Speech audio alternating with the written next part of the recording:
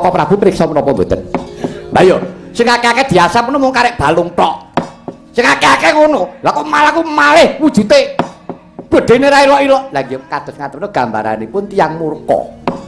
Tiyang murka menika badhe dipun sasapi kados pundi kemawon Koko Prabu.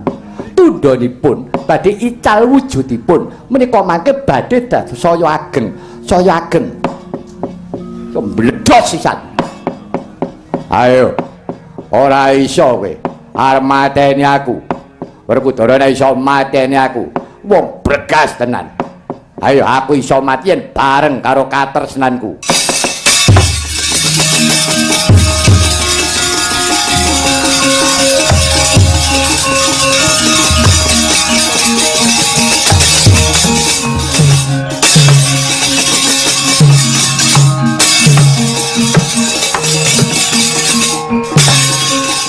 Saking payudan nggih Prabu Duryudana. Kawan titiyanira gajah murdaningkung manjing jroning wana mandhap saking titiyanira gajah murdaningkung geblas. Lakune Prabu Duryudana. Yektine miris raos sing penggalih kekentekan para wadya bala mulat ingkang paman Patih Sengkuni wis gugur ana madyaning palagan. Awit saking puteking Cah Prabu Duryudana ing mriku wonten wujuding kedung ingkang sinebat kedung Jamuna. Duryudana sigra-sigra hanggep yur tenging kedung srulup ana jeneng kedung Jamuna.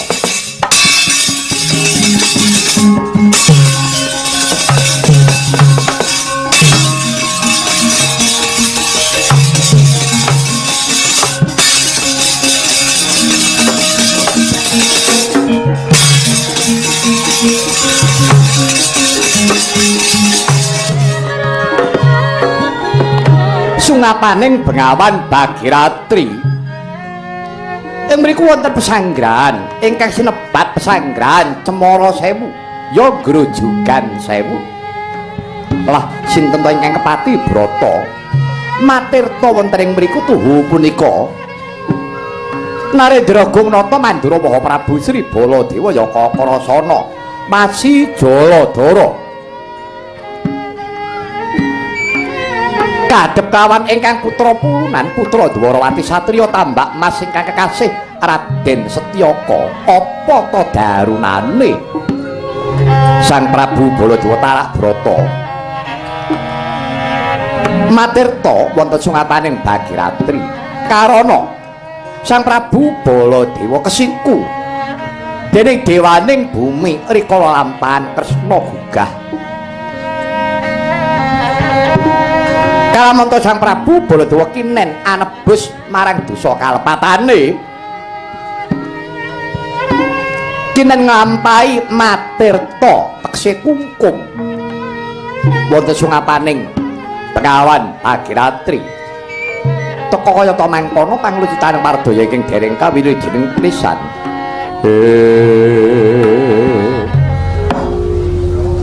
Astungkara sidam sekaring bawana langgeng putrane ingsun nggih kulub Setyaka wonten tindalan ing ngadhewu Kanjeng Prabu keparing wiji kelawan ingkang putra pun Setyaka wis pirang candra lawase nggone ingsun nglakoni matirta ana sungapaning Bengawan Bagiratri ya mung mituhu reh printahe wong atuwamu Yayi Prabu Kresna. Kira-kira wis pirang candra tekse wis pirang sasi petang kula sampun wonten sapta candra ing klenggan menika wa tekse wis 7 sasi inggih wa kaya wis suwe temen ya Setyaka rasaku kaya lagi 2 sasi apa 3 sasi jebul wis 7 sasi Setyaka kula wonten timbalan ing ngadhawuh ora iki ilining Bengawan Bagiratri iki banyune kok buket iki kira-kira dhuwur kono ning apa Setyaka wa ketingalipun nginggil menika banjir bandang wa banjir bandang inggih wa iki nek wancine ketiga ngerak ora tau gremis ora tau udan kok banjir bandang iki nalarmu iki kepiye lho inggih wa nggih sawetawis wekdal sok wonten jawah kentunan udan kiriman inggih wah menika kalawanipun sok wonten jawahipun deres sok jalari banjir. Nah Bengawan Bagiratri tumut toyanipun buket. Iya nganti aku rasaku kok ora kepenak yen aku iki matirta teksaku kungkum wong banyune buket moko gandane arus banger bacin.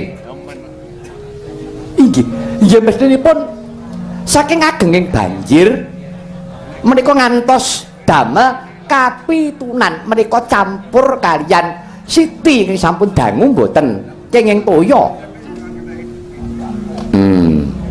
Mengkono. Inggih. Lah moko kala mangsane aku weruh batang jaran. Batang kreta ki do keli. Batang gajah. Sok-sok ana bangkene menungso barang. Mbok menawi ing inggil mriku wonten bencana wong. Wonten bencana piye? Wonten risak ing kawontenan saged kemawon wonten prahara utawi lindu ingkang jalari kathah tiyang ingkang pejah kasempyok ing aradan keli wonten toya banjir bandang menika kala wau. Setyaka wonten dawuh ucapmu kuwi tenan saestu wae.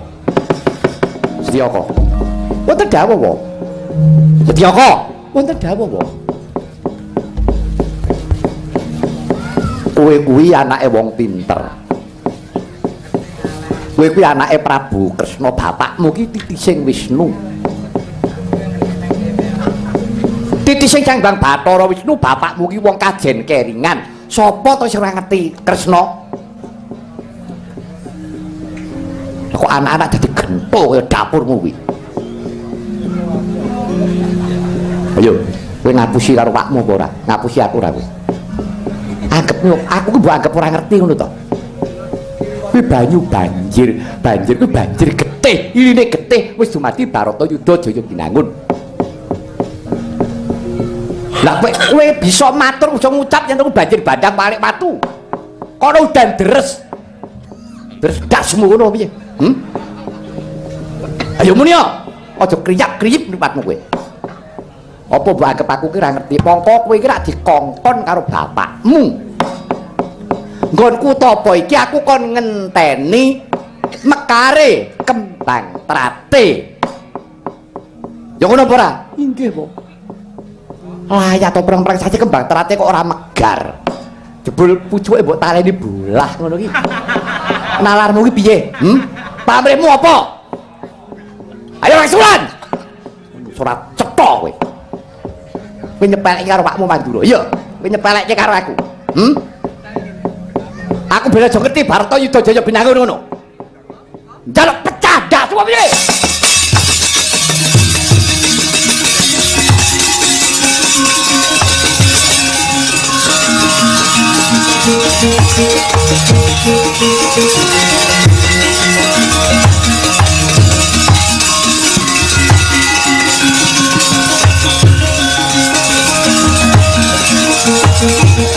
Yen Koko Prabu, sareh Koko Prabu. Sareh piye? Anak upane ora cekok setiap kowe iki. Riranono. Tak patenane Setyaka. Mangke rumiyin. Lepatipun menapa? Ngapusi karo aku. Liripun coba to. Gelap banyu banjir bandang. Ini ning batang wis dadi Baratayuda Jaya Binangun perang gegempuran. Kok jare ini banyu banjir, jare kono ning bencana alam. Kaya ngono piye kuwi? Kembang trate layak ta ora megar-megar. Jebul pucuke taleni bolah kok degele melocot. Apa kaya ngono kuwi? Apa kowe patut anake Kresna ora patut dadi anakmu? Patenane bae. Mangke rumiyin. Koko Prabu. Nek paduka badhe mejahi Setyaka, kuwatir mejahi kula kemawon. Karya-wangi, mboten perkawis wangi mangan. Nanging Setyaka nggadahi tumindake kados ngaten menika panjenengan menika perintah kula. Dados ingkang perintah menika kula. Karana menapa? Kula ngertos Koko Prabu menika daya-daya kepengin badhe mriksani Baratayuda Jaya Binangun kepengin jumeneng dados senopati ra ngerti. Yo, pancen bener. Mongko nyatanipun Koko Prabu menika mboten wonten mengsahipun. Mungsuh sapa-sapa gelen. Lho. Mboten ngaten. Bartayuda menika mawi paugeran. Milanipun Koko Prabu menika kula lenggahaken. Kula singetaken wonten sungapaning Bagiyatri supados matirta. Menika estunipun menika saking pikajeng kula supados Koko Prabu menika mboten wuninga dumados ing Baratayuda Jaya Bintang. Pak Edian.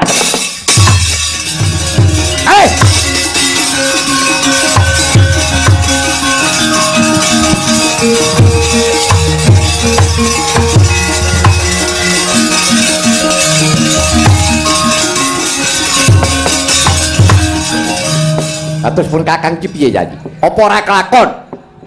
Pun Kakang najan ora melu Bratayuda, aku tak kepengin weruh gelare Baratayuda.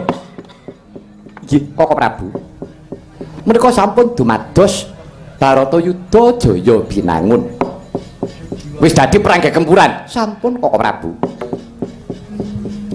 Wis pirang dina menika meh sampun rampung. Lah edan. Dadi tetep aku iki ora weruh Koko Prabu. Paduka menika mangke badhe priksa. Badhe priksa gelaripun Baratayuda pungkasan. Sing jumeneng dadi senopati ingkang rayi IP Pripiyan Narendra Kajana Prabu Duryudana. Mungsuhe inggih pun sinten malih menawi boten Werkudara. Namung cacatipun Duryudana menika tinggal gelanggang colong pelayu. Tinggal gelanggang colong pelayu. Dinten menika umpetan. Ndelik. Inggih Koko Prabu. Ngisi di sini. Inggih menika. Menawi saking menika Koko Prabu menawi paduka badhe mriksani gelaring perang menika kantun sak kemprangan Duryudana kaliyan Werkudara nanging Koko Prabu kedah makarya. Napa gawe apa aku? Kon perang mboten Koko Prabu. Minangka dados paseksen kemawon. Monggo sami-sami nekseni gelaring perang menika mangke. Lah terus aku kudu piye? Dinten menika monggo Koko Prabu kula dherekaken. Ngupadi Yayi Prabu Kurupati supados ketingal saking papan umpetanipun. Lah mangke menawi sampun ketingal, mangke pun tinggali kados pundi kridanipun satriya kekalih menika. Oh ngono. Inggih Koko Prabu. Ya wis, yen pancen ngono. Ayo tak dherekake tak kepengin weruh Yayi. Monggo Koko Prabu. Kula nderek. Ora sampe lu. Ribet-ribet meneh kok. Wis Tiyaka, ora susah. Kowe melu nyandindi. Wis, kowe tetep ana kene luwih dhisik. Ngentenono purnaning gati. Ayo, Yayi Prabu, bareng kelawan pun Kakang.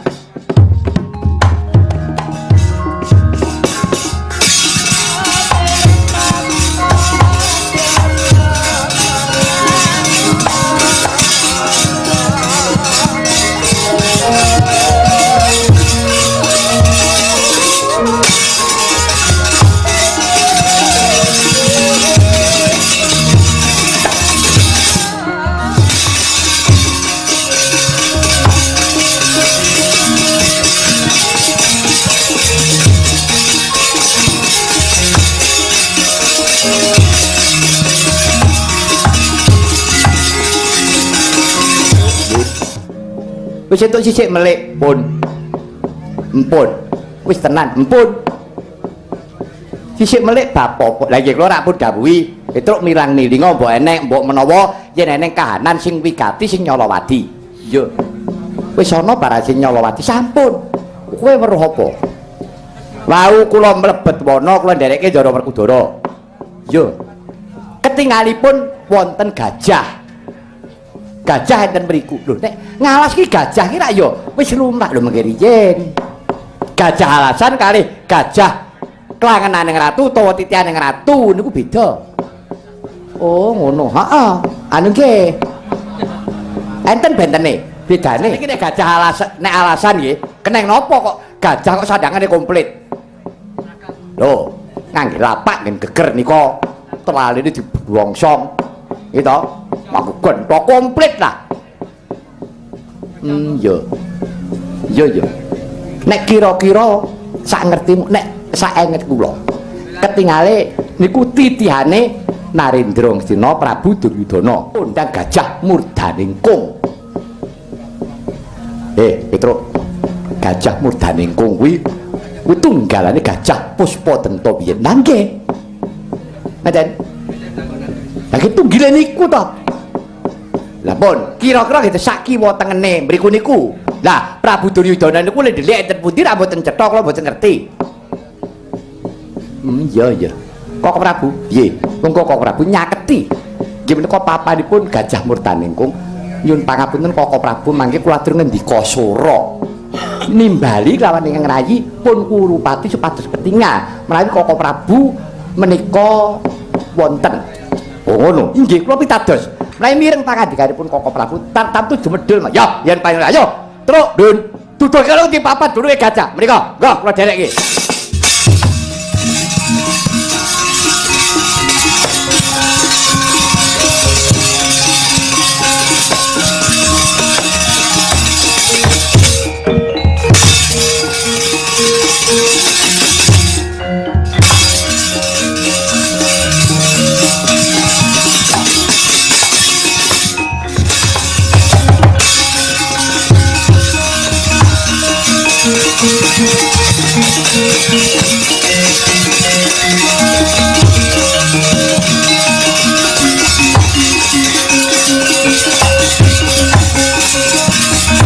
Kok Prabu, piye jadi? Menawi manut saking kerenteking manah kula. Kok ketingalipun wonten kanan kiripun Bengawan Jamuna menika. Ngono jadi. Inggih Kok Prabu. Cobi kula nyuwun senjata pitulung.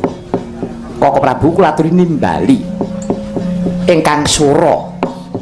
Mangke menawi mireng pangandikanipun Kok Prabu tartamtu Yayi Kurupati menika mangke badhe ngetingal. Oh ya, entar ana sedelo.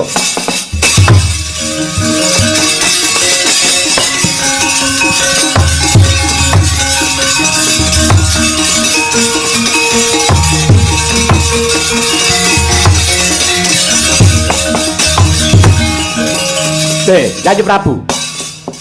Yayi Prabu Duryudana. Yayi pun Kakang Ngraka Mandura Prabu Baladewa. Kerteking manah kula parikedah, kula pinanggih kawan paduka Yayi Prabu. Kapang raos sing manah kula kangen kaliyan Yayi Prabu. Monggo Yayi. Yayi Prabu menika trengku sumara becik maduwi jeneng atapa tedhek andana warih. Kenging menapa Yayi Prabu namung trimah umpetan. Yayi memirang jagat. Yayi kula aturi inget Yayi Prabu sampun kenyam kanikmataning negari Ngastina, gelem muktine kudu gelem rekasane. Ibaratipun gelem urip kudu gelem mati.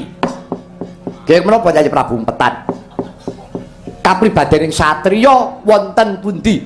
Paduka Yayi Prabu Duryudana menika kedat emut yen padha-padha trah Sang Wiyasa. Paduka menika trah Saptwarga. Ora ening trah Saptwarga kok ingah-ingi. Yen wani Jawa wedi, yen wedi Jawa wani.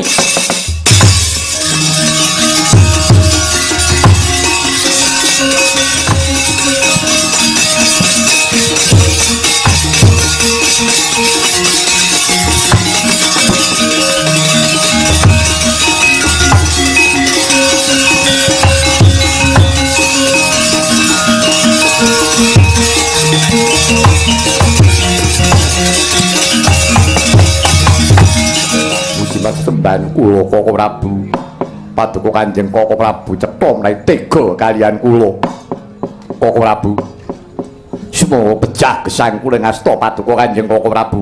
Kula rira pejah ingkang mejahi Paduka Kanjeng Kok Prabu Mandura. Menapa pakemipun Patine Duryudana karo Baladewa? Menapa pakem pundi? Yayi. Mboten wonten jamakipun.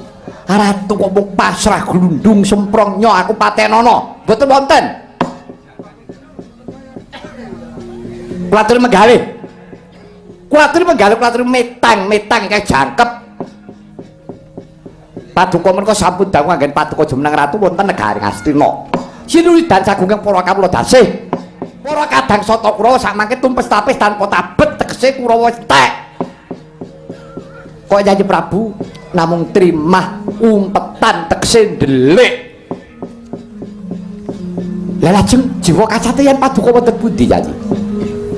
Monggo dinten menika ditetangi wanene. Prabu Duryudana kuwi ratu sing dadi gembonge Kurawa. Kenging menapa? Yayi Prabu kok maju mundur. Yayi, monggo kula dherekaken. Menawi Yayi Prabu kersa jumeneng dados senopati tandhing kaya Werkudara, pun Kakang badhe mbotohi Yayi. Matur nuwun Bapak Prabu.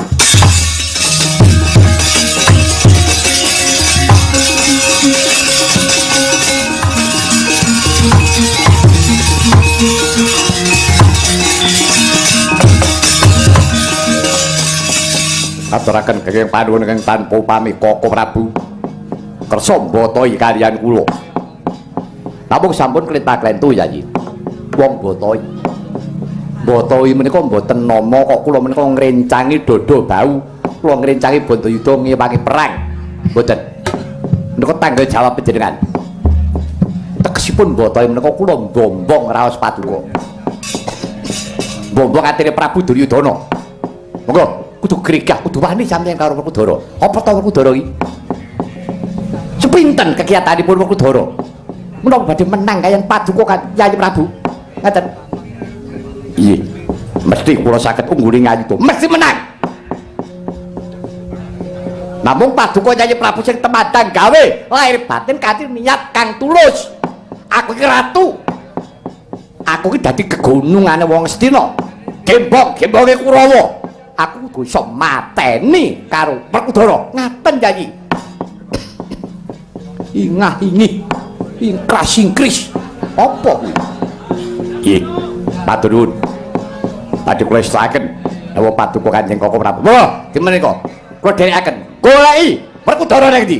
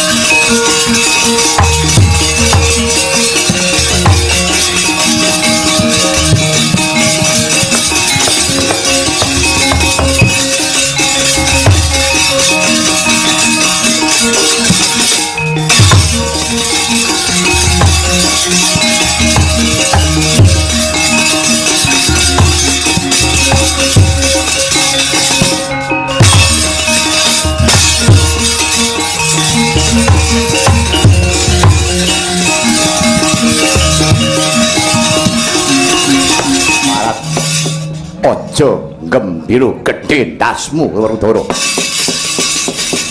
Aja nganggep yen to Prabu Duryudana kuwi jirih getih wedi mati. Panjenengan aku lagi ngeningake cipta nuwun marang purbaning Gusti. Supaya aku iso ngalahake kebuning Pandhawa Ralya dedapuramu kuwi. Wah, Kakang Kurupati. Wis ketok yen to kowe iki ratu sing murka kakehan dosa urung nganti perang raimu wis pucet. Ketok yen jane iki jiring getih wedi mati. Ora tau perang, ora tau Bantayuda. Yayi Prabu, ingkang tatak-tetek. Sampun jamak limrahipun. Yen jakung dumane kluruk luwih dhisik. Inggih, Koko Prabu. Mun watos kula ing badhe mbotohi. Werkudara aja semelang Yayi. Pun Kakang sing bakal mbotohi. Amun semelang. Tak imboi. Imbuh botoh. Ora ketang nempil sithik-sithik. Ate kaya wong botohan.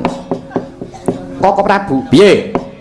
Menika ewang-ewangan saestu menapa namung bombong. Lho, bombong Yayi. Nggih. Petruk iki ora ewang-ewangan lho najan botohi. Oh nggih, nggih. Seksine kowe. Oh nggih. Seksine mesti entuk persen. Mesti niku. Ya. Dados dinten menika Koko Prabu Mandura nyambung Prabu Duryudana. Yo, aku jago Yayi Kurupati. Kula jago Werkudara. Wis saiki botohe kudu mundur. Wis jagone padha tarung.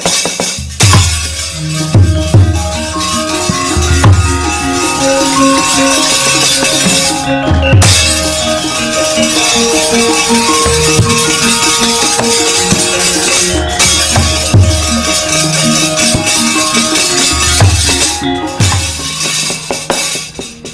mbok toto atimu karo tanding yuda karo aku. Dasar wis pirang-pirang puluh tahun untuk ngegadang besok kapan. Aku iso ngalahke Ratu Angkara Murka kaya dedapuranmu. Ora usah kaget sebari buktekake. Bagus. Maju para kaso idak glasaran kuwi.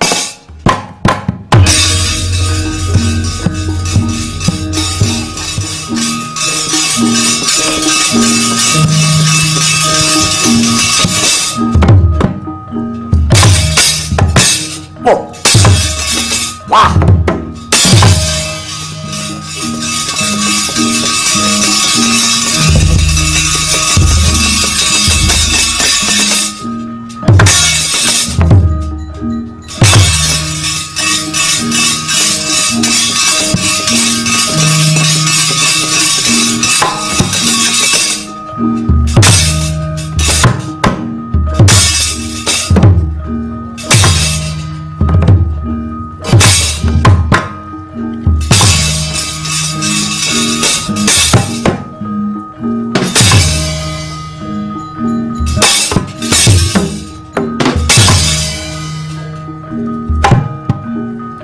Mutar.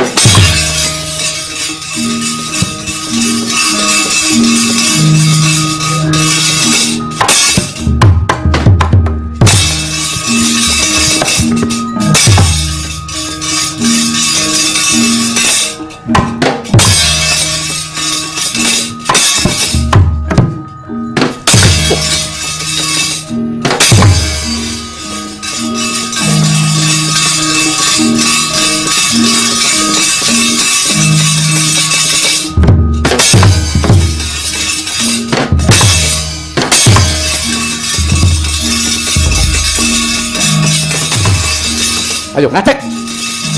Jumeneng. Jumeneng janji. Ora apa-apa. Maju.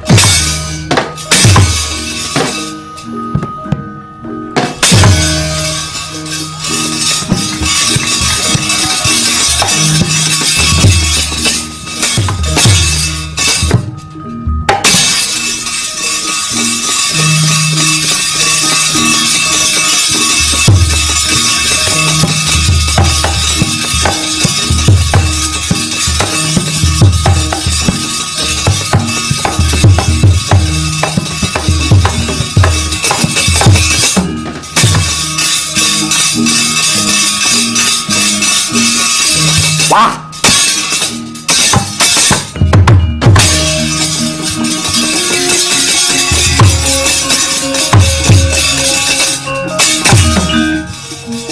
Ayo.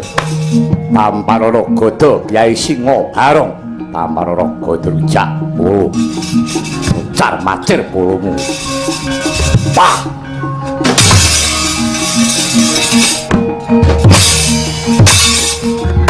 Wah. What? Wah.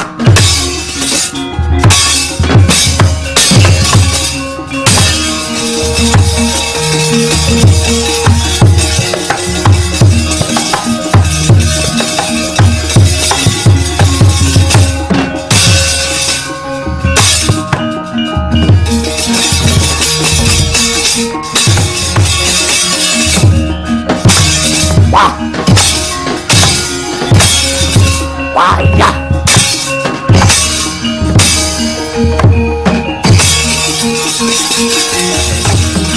Janji Prabu. Janji Prabu Duryudana. Eling janji. Janji Kurupati kula aturi eling. Eling janji. Eling, eling.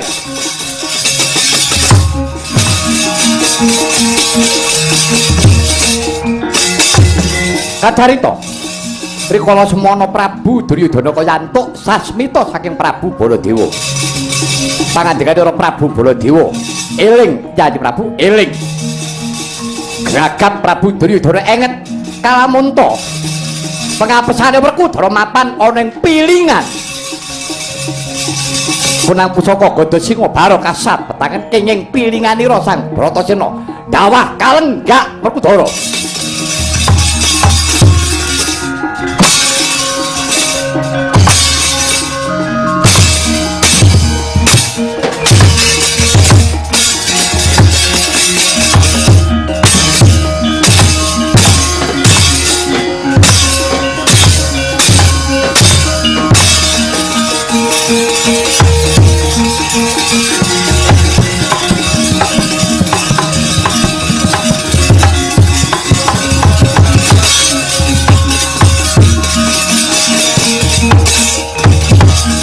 Ayo, ora mudar derajat apa Werkudara saka gemblungmu, saka kemakimu pamer umuk.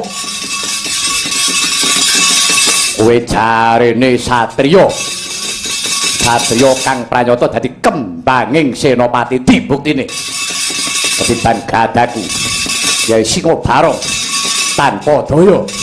Ayo, atang-tangi tak enteni regane atiku.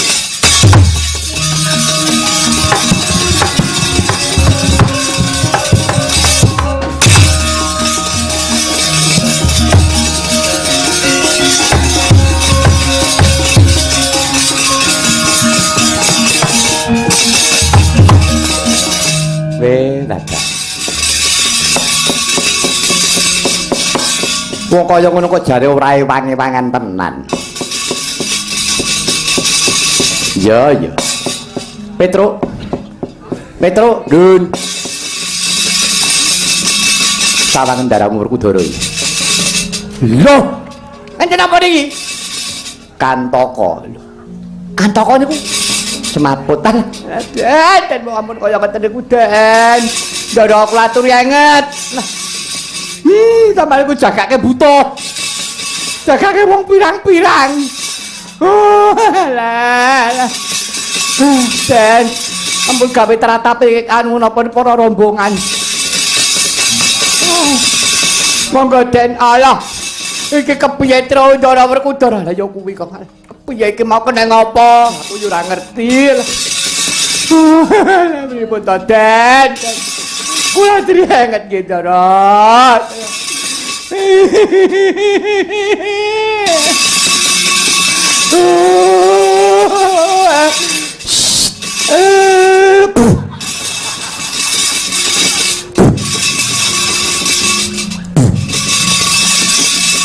Wong edan lan. Mengko dhisik. Semikira rene. Nggih, pripun Ndara niki? Yo. Werkudara kok destun temen kaya bocah cilik. Sumbarmu ngaluk-aluk sundul langit. Iki tanding karo sapa-sapa wae iso menang. Kok kebangetan temen. Wong ketiban godo kaya ngono kok dadi nganti kok ora eling. Tangi Werkudara.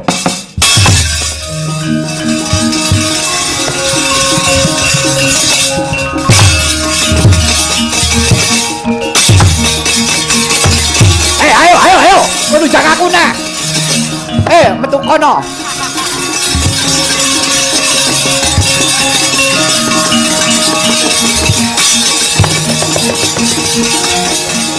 Petro, Dun. Sakjroning Ndaramu Werkudara perang, kowe ning ngomburine Ndaramu Werkudara. Nggih, terus kowe muni puwa. Apa kuwi? Wis to. Kowe muni ngono, puwa. Lho, nggih, perkara muni iki ya muni. Tekse puwa ki apa? Dadi ora tida-tida. Tekse puwa ki pupu kiwa. Lah nek tengen lho yo ora kanggo. Piye kuwi? Pomo kiwa tengene pupu. Teme. Iki gorkan muni ngono teh ya kangelan. Iki diperintah iki gawat ngono. Muni napa wau? Puwa. Nah, lho, kluwa itu gawe kolak. Oke, pun. Kula pun ngertos yo makaten ngono. Yo, Kok. Eneng biayane. Lha bocah iki.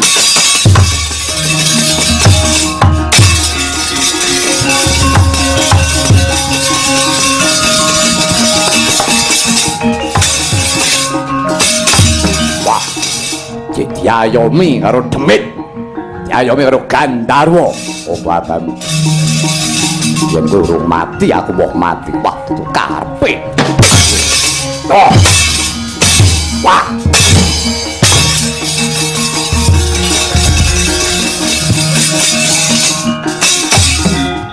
Dara.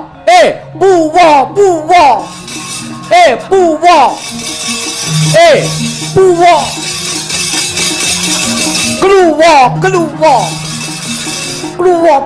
Keluar bocah iki. Ha? Buwa. Ah. Buwa. Pungen. Dak jadi.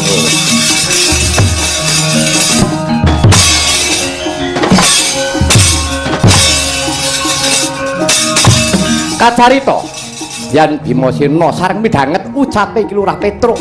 Puwa tegese pupu sing kiwa. Eling. Rikala semana. Kalamuta Prabu Duryudana pamer umuk rikalane lakon Pandhawa Dadu Dewi Drupadi dan Sikara kawan Dursasana. Sang Prabu Duryudana kumujeng lakak-lakak nganti nincengake kampuhe ketok pupune sing kiwa. Greng-greng Sang Bima kapan bisa ngrubuhake lawan Prabu Duryudana kanthi bakal kagepuk pupune sing kiwa karana ing kono pengabesane. Kaya den elingake sami sakala umrawe ning Gadar Jakala nyabet pentise Duryudana kang kiwa rebah padha sakala.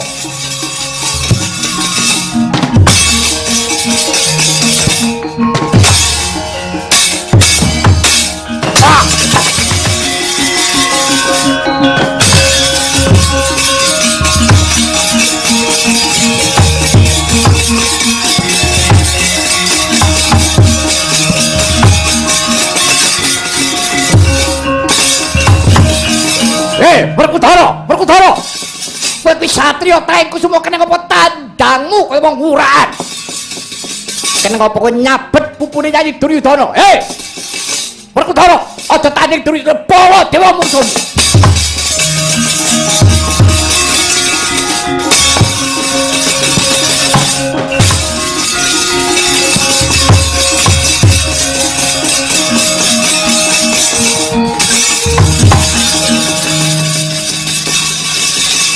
Koko Prabu badhe menapa?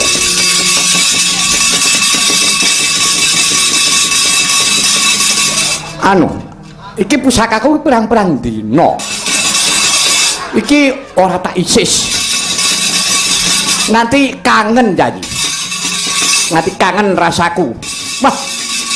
Kaya apa nek nganti nenggara ki entuk mungsuh saeba kaya apa? Lah kok iki senjata cakra inggih. Ketingane kok ning lebetmu kok nggih ketingane kok sumuk.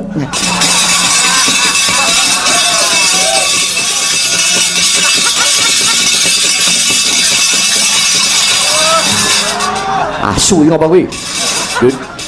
Gowo apa? Lho Dek kulon. Ngapa? Lho, niki Kyai Dlondeng Semita. Jo semono alah nggih. Kula niki gumun. Nggih kok ngeten. Lah Dek, mbok tok lho. Sumo. Ngantek jamur. Demben ngantek digambari cecak karo bojo kula. Wong edan. Wah. Iki Koko Prabu. Kula ngertos menawi Koko Prabu tak keberanang penggalihipun to. Yo, pancen kepranyata mengkono. Ha nggih. Semanten ugi nek Koko Prabu badhe namakaken nenggala cakra nggih badhe kula tamakaken. Nggih, golek mungsuh.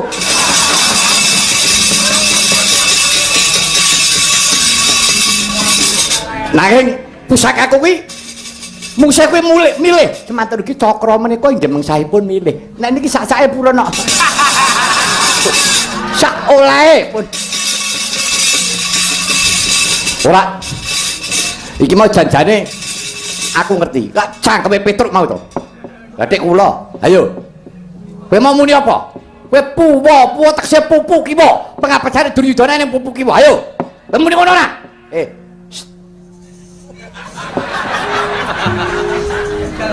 Piye? Piye?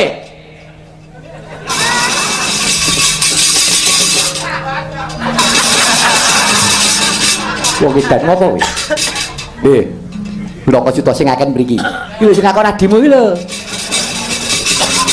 Wis ngomong kok panane. Lah nggih. Udan puding tembe lengker kaya. Pancen menika ingkang perintah kula. Lah iya, apa kaya ngono jenenge ora curika? Lah Koko Prabu menapa mboten curika? Koko Prabu ngendika menapa kaliyan Duryudana? Dadi kula aturi eling Yayi eling. Kumlabetipun pusakanipun Duryudana kenging pilinganipun Werkudara. Kala Werkudara ngaten gelaksaripun diapuki kados ngaten menika. Tujunipun Werkudara menika sekti. Tujune Werkudara murid kula. Ana ngra muridku. Dadi apa niku tenan. Upamane ora minggat tapuk raimu kowe. Yahene bareng kok cerewet. Dagelan nyelo-nyelo ora. Lah iki, jane iki mau aku ki ora ngelingke, ora ngajani. Takon eling Duryudana kuwi dadi satriyaning praja. Takon nindakake jejebahan Senopati kanthi tulus inggih. Menika ora pikajengipun Koko Prabu. Iya, ning panampilipun Duryudana mboten ngaten. Nyatanipun Werkudara nggih dawah kalenggak saestu.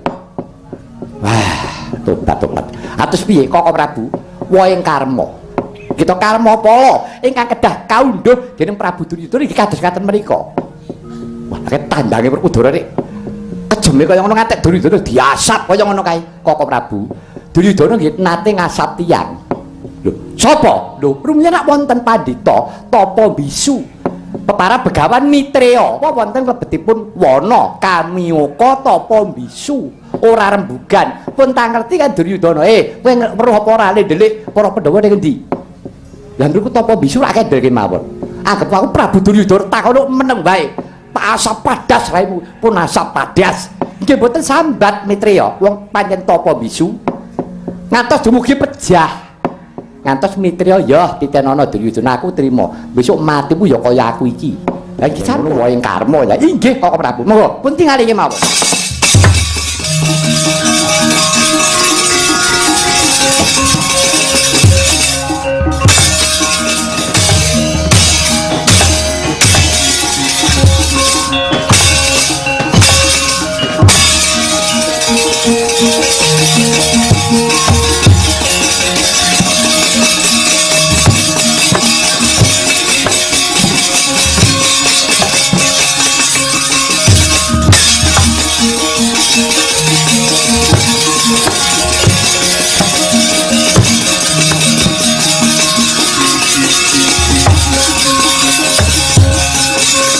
Kocap kacarita kata mangkono.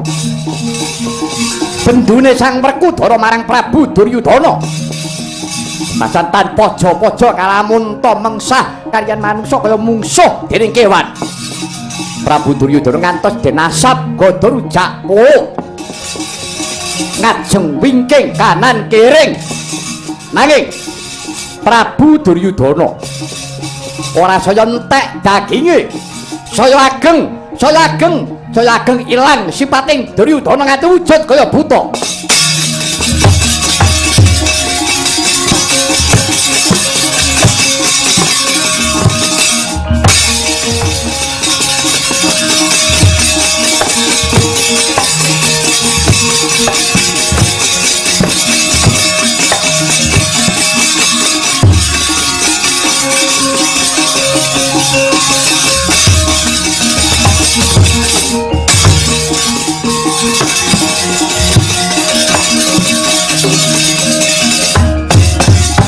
Ayo, amu Suramrata, Jayamrata mangsa isa mateni aku.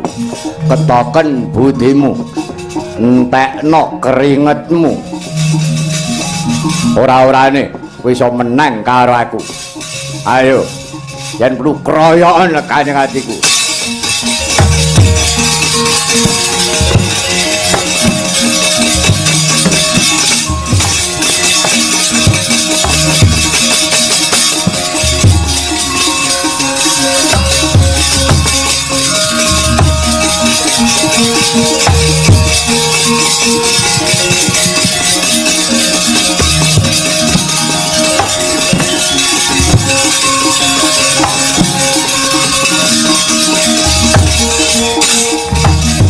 Amoksara merata jaya merata arku dara aja kementus aja gleleng pacamu gembilo siramu sing menang kuwi aku dudu kowe goblok saka nggonmu gandrung karo kautaman ora ngerti ya tak apusi terus uripmu nganti kowe mlebu ngalas kesurang-surang nganti uripmu ora nganti kaya uriping satriya urip ing tengah ngalas pirang-pirang taun sing mukti kuwi aku sing menang kuwi aku kelakon dadi ratu mangan enak turu kepenak diladeni wong ayu-ayu merintah sapa wae bisa bareng kowe jare golek kautaman kowe golek swarga mbel gedes swarga ning endi gone ayo nek ning lelakon kaya ngene iki apa kowe mau iso menang sing menang kuwi aku Werkudara apa itek-etek keme iki kaya ngono kok nekat gableh ora wis ora menungso menungso piye kuwi Koko Prabu sabar Koko Prabu sabar Yayi Duryudana sampun to Yayi kula aturi narimah nyuwun ngapunten raga panjenengan sampun boten saged madai kanepson panjenengan kamurkan sampeyan kula aturi ikhlas kuratu lila Yayi ah mboten saged napa meli sampeyan iki apa kuwi sampeyan ratu pinter titising Wisnu gelem dadi kokonane Pandhawa ratu derajate derajat kere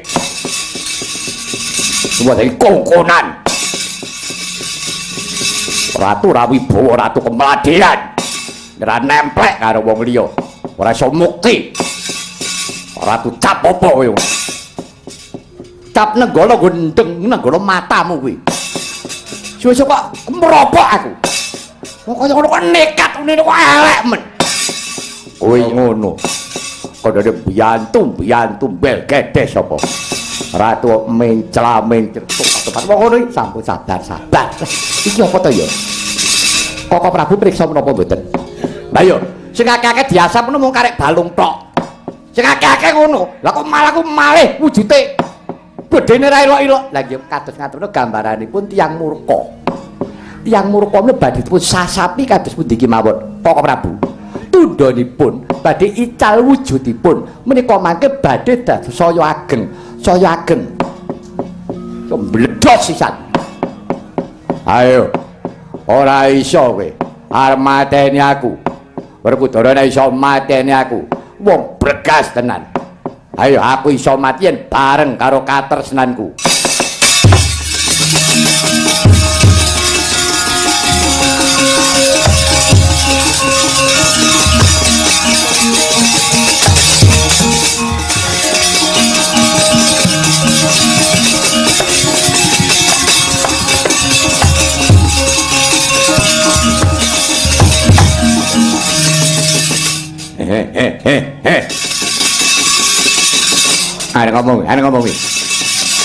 Ayo ngomong. Wah, jikuk batange sing ngono. Ayo. Ora ngono. Ora cetha. Pripun? Irwa buntet. Mampu batang. Kula mboten entuk. Ora entuk piye? Yen sampeyan ajeng gawa ning manglangkai bangke Kristiaki wong edan. Cara kanggone apa? Iki tanggung jawab kula. Ajeng napa sampeyan? Apa kelakon aku kudu tandingan. Lho, nek perlu ayo peperangan Werkudara musuh Setyaki rebutan batange Sengkuni.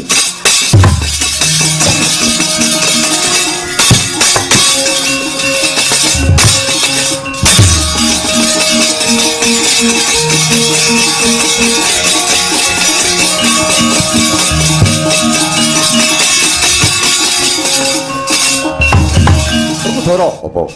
Ki ngopo teh kaya bocah cilik. Didonke. Aduh. Iki karepmu ki piye? Besuti. Nalika semana aku omong piye? Kowe tak kon nunggu bangkene Sengkuni. Lah nggih. Nek rak paring dawuh, Siaki iki ana kanggone. Ya bener. Nek dudu aku dhewe siji kok aja mbok ulungke. Sing ngomong ngoten sinten? Aku. Lah nggih. Nek ora Prabu Grena aja mbok ulungake kene napa siji kok Kang Mas Werkudara. Engko nek tak gaeke aku kesalahan. Patuk mencla-mencle. Anggepmu kowe iki nganggep aku apa? Panjenenganku kadang kula sepuh, ki sedulur kuwi. Nek ngendika sing tenanan. Dugeme kaya-kaya ora urut dadi padu. Tanggung jawab apa? Ya anggawanen Werkudara.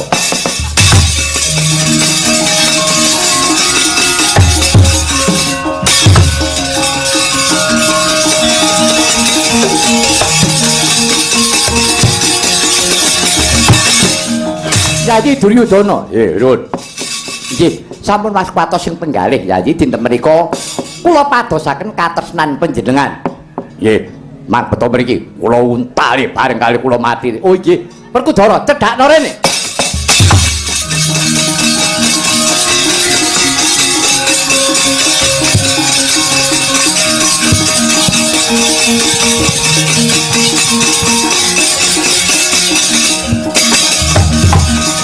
Wong murka karo sing mbok tresnani tak gawa. Nyen kowe bakal njaluk sing mbok tresnani, mangapa cangkemmu gelo iki? Ah, kok rene tak gerak-gerake. Ah.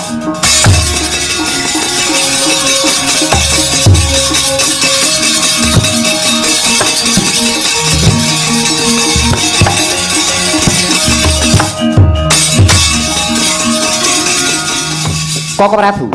Iya ya, pitados menapa mboten? Gampil to pejahipun Duryudana meneh sampun kertos. Lah jare arep bareng karo sing ditresnani. Lho lha nggih. Lah kok ora tresnani Banumati? Kok Prabu ingkang dipun tresnani lahir batin nggih Sengkuni menika. Mengkono inggih. Jalaran sampun dipun kudang-kudang kaliyan Paman Adipati Dastarastra. Sing iso muktekke kowe, sing tresnani kowe ora liya pamanmu Harya Sengkuni kuwi Bilanana nganti sak matimu ngger Duryudana. Oh, dadi kaya ngono kuwi inggih Koko Prabu. Sampun. Tegesipun Nadyanto Duryudana tiyang angkara murka. Sengkuni menika nggih tiyang julik nanging sedaya dipun antepi kanthi aprastya mati bareng diwujuti.